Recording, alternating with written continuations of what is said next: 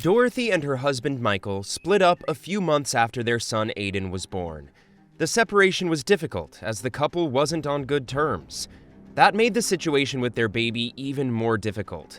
But luckily, the couple managed to reach an agreement that would make both of them and their son happy.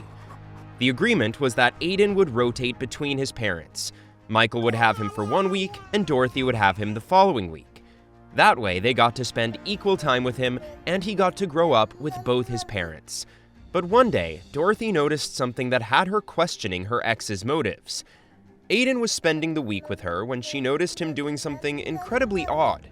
At about midday, Aiden walked into the living room, pulled on his pants, and stared into them. Dorothy watched him for a moment and continued what she was doing, thinking he would continue playing. But he didn't. He just stood there, staring into his pants, for half an hour.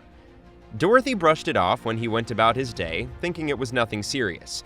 But the next day, it happened again, and again the day after that. For the whole week that Aiden spent with his mother, he would stop and stare into his pants for half an hour. The behavior was definitely new, and it got Dorothy thinking. Aiden was a curious little boy. It might have been due to his age, but he was fascinated by everything he saw, and often had a cute response to that. Dorothy wondered if this staring had something to do with his curiosity, but when it happened again on his next visit, she decided to give him a once-over just in case. Dorothy laid Aiden down and checked his legs, but nothing indicated that something was bothering him. The fact that she didn't find anything left Dorothy stunned. There must be a reason for Aiden staring like that. It couldn't just be a coincidence, and curiosity would have had him moving on the moment he saw what he wanted to see. The next day, the same thing happened, and again it was around lunchtime. It was 12:13 p.m. to be exact. Dorothy wondered if it had something to do with the time, so she checked again the next day. At exactly 12:13 p.m., Aiden walked into the living room, pulled on his pants, and stared at whatever it was that intrigued him. After Aiden went back to his father's house, Dorothy was visited by her friend Olivia. Dorothy was still trying to figure out what was happening with her son and mentioned his odd behavior to her friend. After Olivia heard the whole story, she said something that had Dorothy suspecting her ex-husband.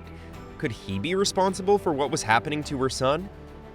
Dorothy got a new boyfriend a few weeks before Aiden started acting weird, and a few days after Michael found out about it, he slipped a letter into her mailbox. In the letter, he wrote many things that were meant to hurt her, but one thing stood out above the rest.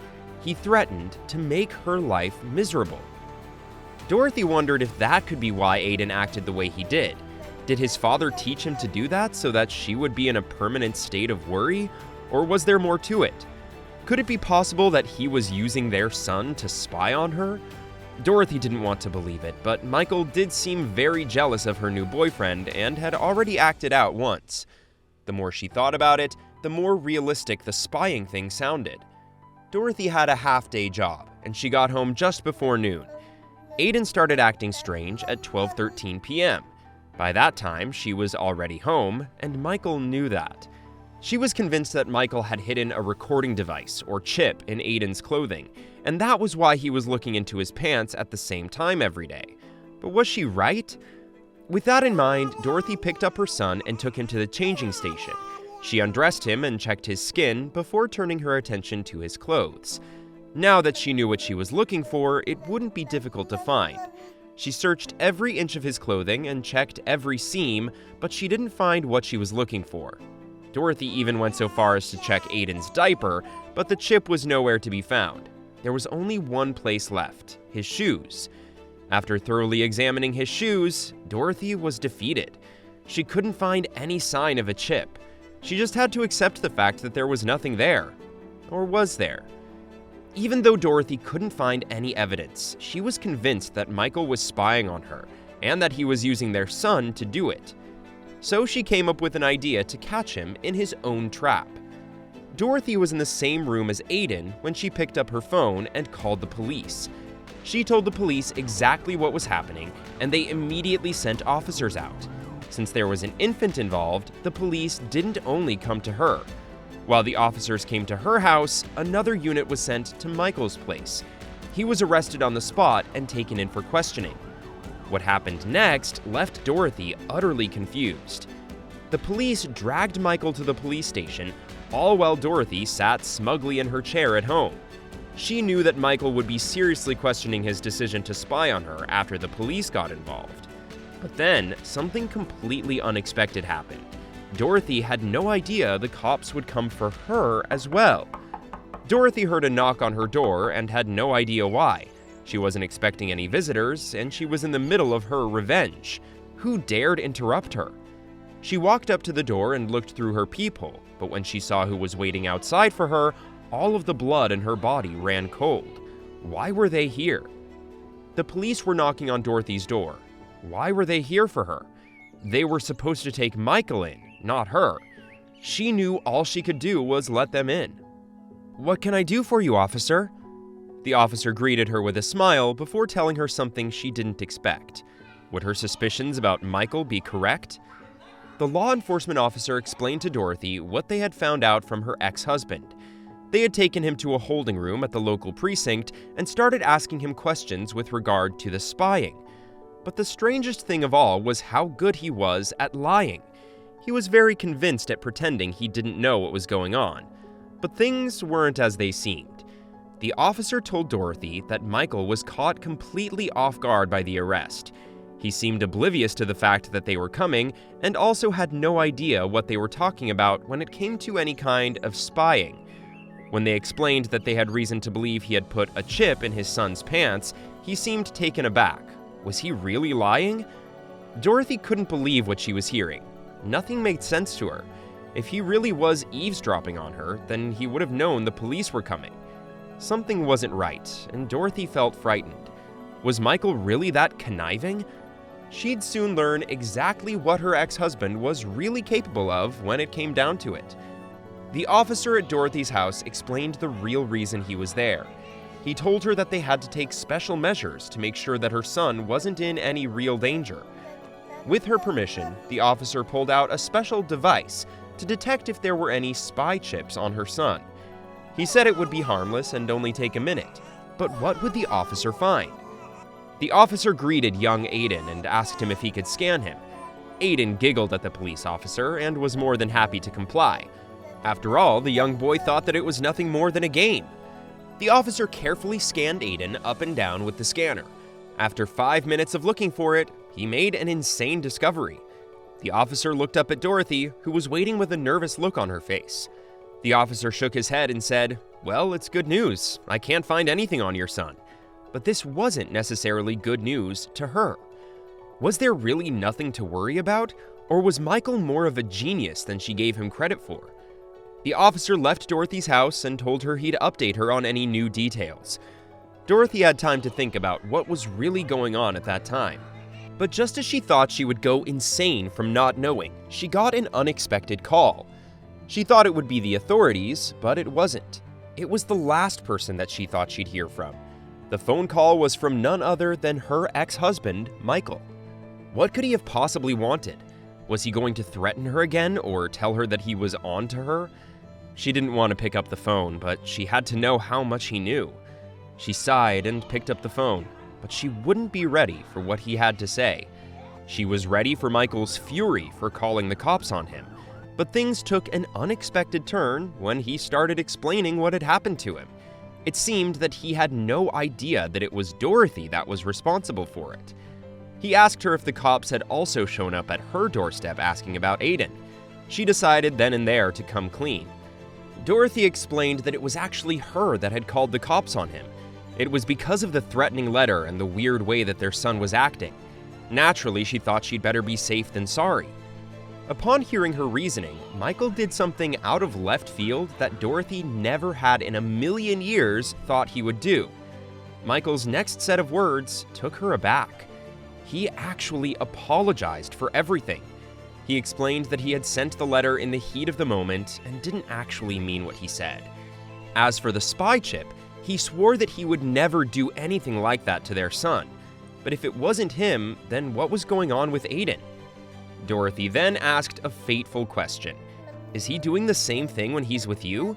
To her surprise, he knew exactly what she was talking about. He told her that at around 12:13, Aiden would pull down his pants and stare down. That meant that it was something consistent that he did with both of them. But what was going on? This worried Dorothy even more now. She was back at square one, not knowing anything that was going on.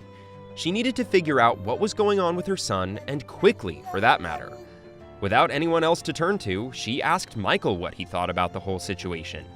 Then they thought of a potential solution. Aiden hated going to the doctor, but they needed to figure out what was up.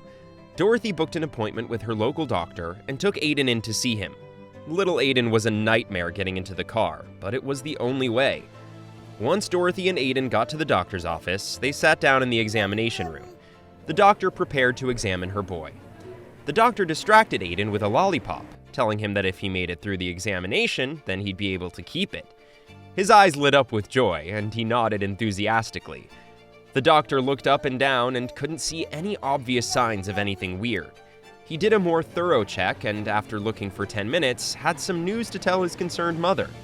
"I'm happy to say that your young boy is perfectly fine and healthy. There was nothing to point to why he's picked up on this habit." The doctor recommended keeping an eye on him to see if she could figure out any other details. Dorothy left the office pretty disappointed. She had really hoped that the doctor would find something definitive. Dorothy watched Aiden carefully over the next few days. He would still do the same thing every day, like clockwork.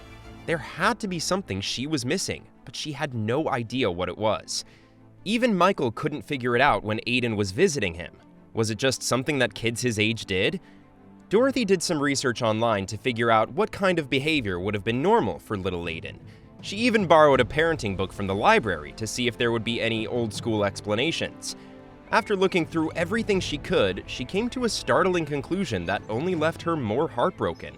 Was this really everything? Every book and webpage came to the same conclusion.